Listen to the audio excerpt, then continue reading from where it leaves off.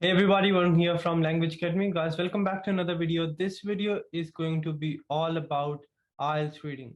This video, I'm going to cover each and everything you need to know before you take your IELTS test so that you can crack in the very first go. We'll be starting off with your module description, that what you can expect in your IELTS reading test. Then we'll move on to the marking criteria, the different types of tasks, and 35 golden tips and strategies and rules which you need to make sure you follow on your test day, on your exam day, so that you can crack in the very first go. I request all of you to make sure you watch till the very end so that you can get most out of it, because the tips and strategies are very important. Even if you miss a single thing, you can lose a few points. So make sure you follow each and everything, and if you can, take down notes. Without any further delays, let's get into the video and let's see what this video has got for you to help you crack your test. Let's get started.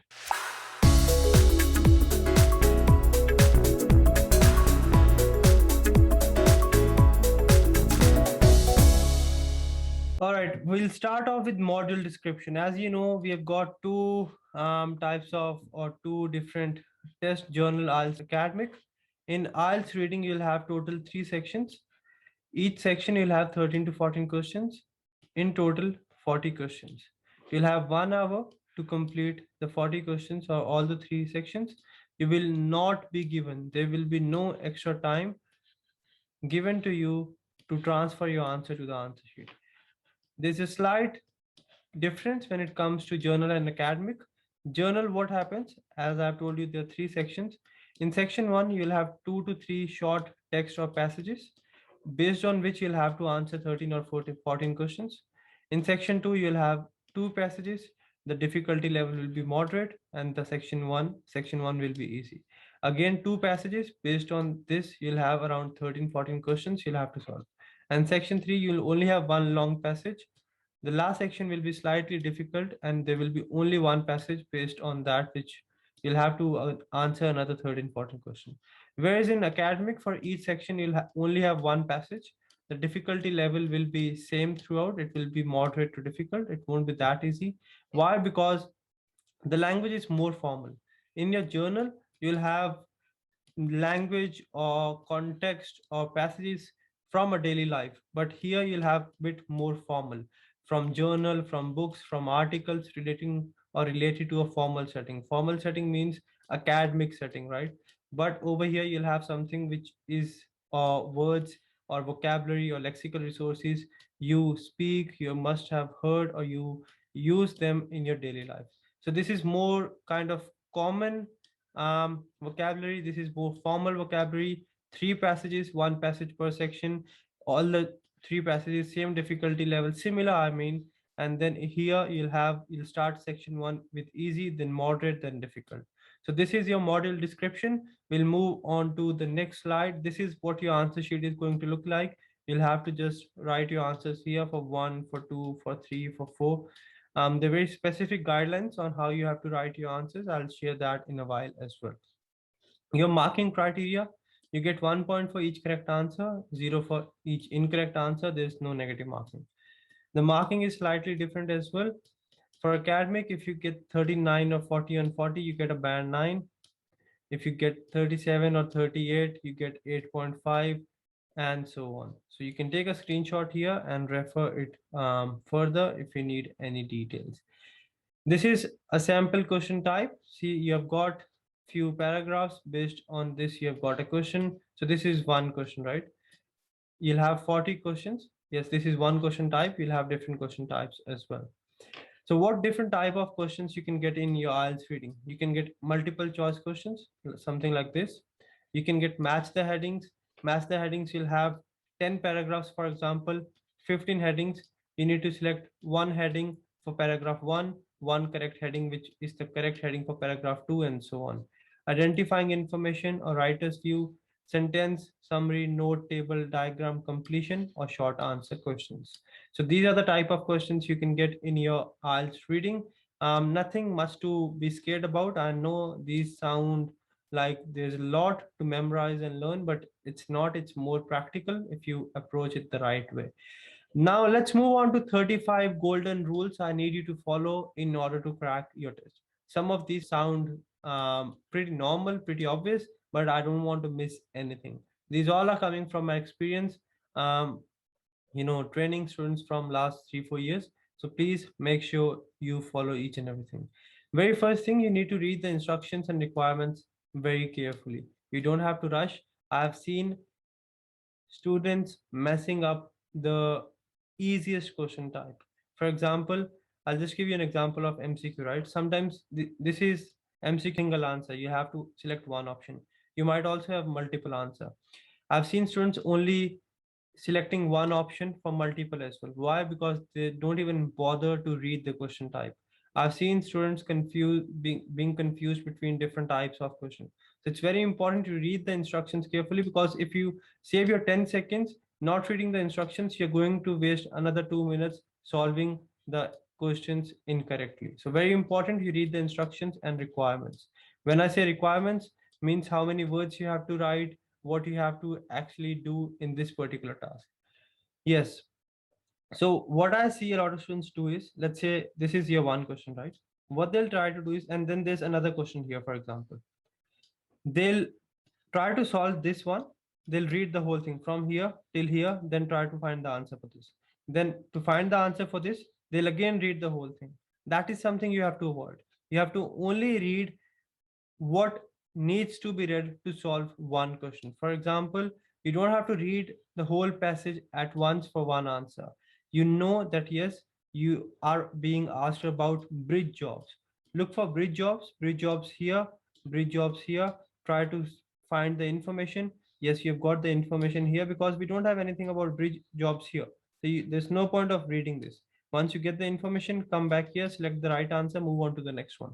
So don't just read the passage, read the question, find the information, correct, select the correct answer, and move on.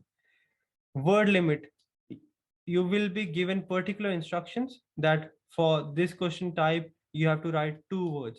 For this question type, for example, completion, right? Form completion or sentence completion or table completion. You have to write 2 words and a number.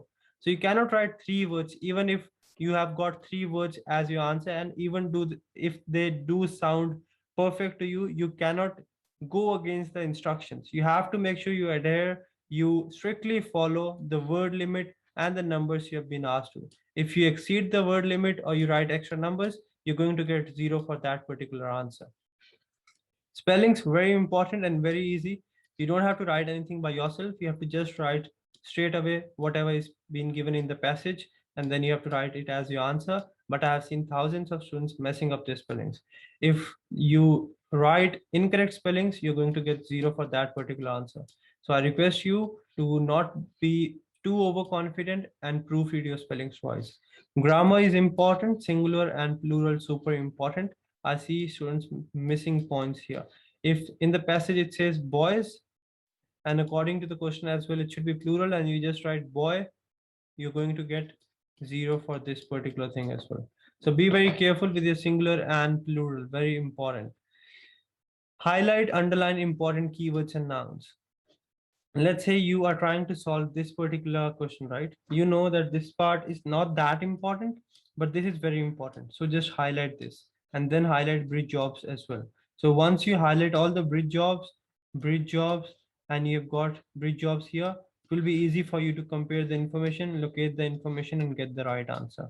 Same thing you can do here as well. If you want to, for example, you can compare United States with where's United States, somewhere here, right?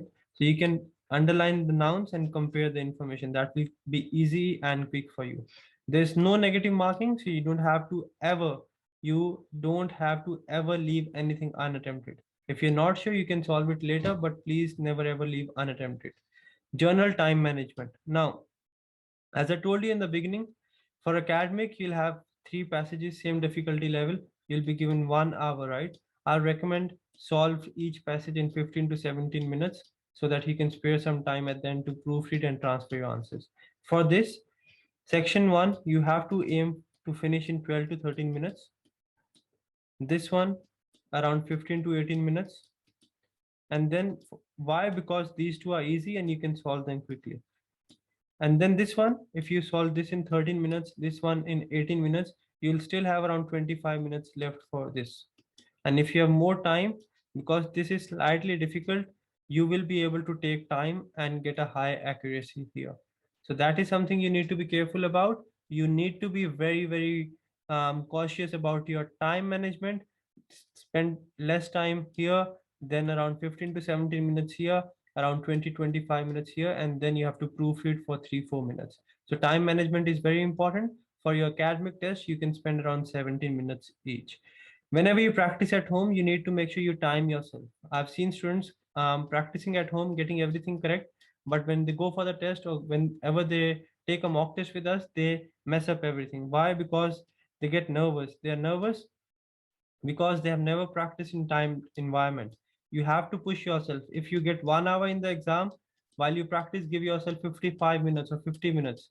Give yourself hard time when you practice so that it's very easy for you when you go and take the test.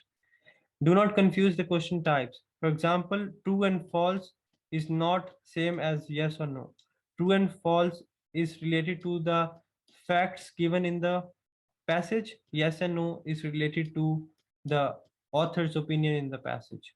So if author says yes, but according to the um, passage or facts it's incorrect, you will not select true, you'll select false if they are asking you about true and false. If the question is yes no types, then you'll select yes. So this is related with author's opinion, this is related to the facts in the passage. You can watch a complete detailed video on true false and yes and no as well. That will give you better clarity. Whenever you practice, use the answer sheet and pencil, because you'll have to, if you're taking the paper based test, you'll have to write your answers on the answer sheet and you have to use the pencil. A lot of students find it uncomfortable to write the answers and use pencil. So if you, whenever you practice, you get used to it, it will be easier for you on the test day. Plus you will get used to it. You will not mess up your handwriting like I do most of the times. You'll write clear and it will be easier for the examiner as well. If you're not, while you read the passage, right, this happens with me all the time. I'll be very honest. Let's say I'm reading this passage, right? I'll come across one, two, or three words. I'm not really sure about the meaning. For example, I don't know the meaning of verse, for example. You shouldn't be worried about it. See, in your own language as well, you don't really know each and every word. Whenever you speak your own language, um, me as well, right? We do not know 100% of the words. It's not practically possible for anyone in the world to know each and every word. But what you have to do is, yes, have try to figure out the meaning of that particular word, but based on the other words, other sentences and paragraph, try to figure out the meaning. If you understand rest of the passage, rest of the sentences, you will be able to figure out what that word means as well. And that is your job. You don't have to interpret or understand each and every word. You have to understand the context, the meaning of the passage, and you don't really need to have complete idea of each and every word. If you do not understand a few words in the passage, that's fine. That happens with me as well. So there's nothing to worry about, I'll be honest. Right? So don't stress if you're not really sure about any particular word. If there's any question you're not sure, you're finding it difficult, leave it for the end, because I see a lot of students, let's say this is number 9 for example, you're finding this difficult, you're not sure, don't spend 10 minutes doing this. Leave it. Let's solve remaining 31 questions and then come back here so that we can secure our points here and then spend some time here as well.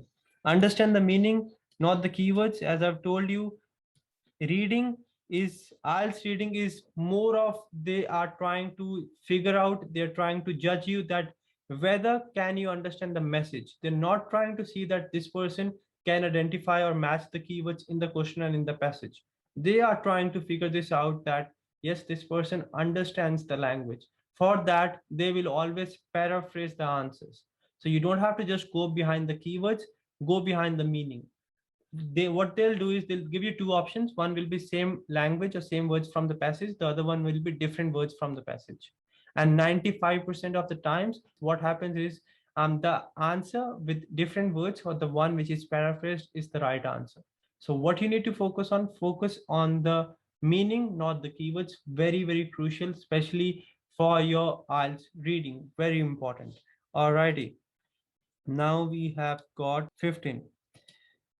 Yeah, don't rush. Pay attention to distractions and corrections. For example, a lot of time what happens, I'll just demonstrate here. I hope you understand it. Let's say you found out the answer here, right? Students, what they do is they just stop reading here and then write the answer. I'll recommend read one sentence ahead as well, because what happens, let's say they have given you the answer here and the next moment they'll contradict it. For example, I used to play cricket. I've been playing cricket for 7 years, but I don't play anymore. So if you just read, I have been playing cricket for 7 years, you'll get an idea that this person is playing cricket for 7 years and is still. But the next sentence, but means they have contradicted. So the meaning changes. So make sure you don't just read till the answer, read one sentence ahead as well, so that you are aware of the distractions and corrections and you don't mess up any of your answers. Number 16, when you have 5 minutes left, you will get the announcement that you have got 5 minutes left, right? I see a lot of students, what they do is they keep on solving. Let's say you are on number 38 and you have only 5 minutes left for your test. Remember, after 5 minutes, you won't be given any extra time to transfer your answers. Once you have got 5 minutes left, leave everything. First of all, transfer your answers, right? Each and everything on the answer sheet. Why? Because if you don't, let's say you have solved everything on the question paper, but you haven't written everything on your answer sheet, your question paper is not going to be, it's not something that is going to be evaluated, your answer sheet is. So if you don't have that on your answer sheet, you are wasting your time, money, and energy. I need you to stop everything, write all the answers, and then try to solve whatever is left. But please don't keep on writing till the end. Means don't just keep on solving till the end. Write all the answers, and then if you have one or two questions left, you can solve them. The approach is always read the question first, identify what the question is asking, skim the passage, find the answer, and repeat. Don't read the passage first. Read the question first, skim the passage to get the answer. Once you get the answer, repeat this thing. Capital or small alphabets, you can write either, but you can't just mix and match. It's not that first alphabet you're writing capital, then small, then capital as well. I'll recommend, if you want, you can write capital so that whenever you get proper nouns and all, right? So rules of capitalization, you don't have to worry about rules of capitalization whenever you're using capital letters. So it's better you use capital alphabets. Okay, in match the heading, first sentence is gold. What do I mean by this? First sentence in each paragraph will give you a clear idea of what this paragraph is going to be about. So in match the heading question type, use first sentence to get a good idea of what the heading of this passage can be. That will give you a very good idea. But you shouldn't be ignoring any of the sentence. I've seen students, what they do is for each paragraph, they just read the first sentence and the last sentence, and then they try to get the right answer. See, it may work once in 10 times, but not always. So your focus should be more on the beginning and the last part, but you should quickly skim through the middle part as well so that you don't miss anything. Okay, there are a few questions which you will have the answers in order. For example, let's say we have got, this is question number 1, and then we've got question number 2, and then we've got question number 3. Let's say you find the answer to number 1 somewhere here. Now the answer to number 2 will be after this only. It won't be before this. Means the answers are in order. Let's say you've got answer to number 2 here, then answer to number 3 will be after this. So the questions which you'll get in order are complete summary, complete the notes, complete the sentence endings, true, false, not given, yes, no, not given, and MCQ single answers. Question and answers that are not in order, match the headings, match paragraphs and information, MCQ multiple answers, and the last question type of your part 3 or section 3. So any question you get as your last question in section 3 will can be the case that the answers are not in order. So you can use this to a big advantage. You know that you have got true, false, not given. You have read till here for answer 1, answer 2 will be after this, answer 3 will be after this, answer 4 will be after this. This is something gold. Please be very careful about this. As I've told you, look for message, look for synonyms, look for antonyms, look for paraphrasing. Means don't look for words, look for the message. And yes, let's say you've got the answers in the passage boys, right? I'm just giving you an example. Or you've got sports, for example. Let's not say boys, sports. You have to write the same word in the answer as well. You can't write games instead of sports, even though they have the same meaning. You have to exactly write whatever is in the passage in the answer sheet. You don't have to change or paraphrase. Make a spelling list. Why? Because we all are overconfident when it comes to spellings. I personally find a few words very difficult. Even if you tell me 20, 30, 40 times, I'll still find them confusing. So what I do is before my test, I prepare a spelling list. I go through it thoroughly a day before the test so that I know the rules for all the spellings and I don't mess these up or mess them up on my test day. Whenever you practice, what I ask all my students to do is either have a bunch of pages or stack of pages or leave around 15 to 20 pages at the end of your notebook empty. Why? Whenever you make even a minor typing error, spelling error, whatever it is, even though you know the spellings, please note it down so that you can, before you start your day or when you finish your day, you can go through the spelling list so that you don't mess anything up and you get your score in the very first go. That is the last thing we want to do. We don't want to make any spelling error. Remember this thing. I want those to be perfect. No point of having even a single spelling error, please. So make a spelling list, revise it because you're likely to make the same spelling errors when you go for the test. All right, paper-based test. In computer, you'll have the timer on the top, right? But when it comes to your paper-based test, they will tell you that yes, your test has started at 9:05, for example. Write it on the top of your answer or question paper, right? Why? Because while attempting, you might think that your test started at 9. You might even think it started at 9:15. So I don't want you to waste your energy on keeping this in mind what time your test started. Just keep it or write it on the top so that you can just see how much time is left and you don't waste any time. I've seen students being confused about the start time, so it's better you write it on the right hand corner. Do not fall into the trap. What is the trap? Words with similar but are not similar. For example, all and majority. If your passage says all, your question says majority, you cannot say these two are same. All means everyone, majority means most of them. Maybe, will be. Will be is more likely. It will rain today. Means the very high chances, I'm certain it will rain. It may rain or it might rain today. The less chances, I'm not certain. So be very careful with these words which can change the message. Match the heading, you have to solve at the end. Why? Because for match the heading, you'll need to read all the paragraphs. So if you solve these at the end, while solving other question types, you would have read all the paragraphs before only. And while solving this question type, you'll have a complete idea of what the passage is about, what each passage is about, and that will make it easier for you. True, false, not given is based on facts. Yes, no, not given is based on writer's claim or writer's opinion. Whenever you solve true or false, you have to look for the facts in the passage. And whenever you do yes or no, you have to look for the writer's opinion, what the writer thinks, right?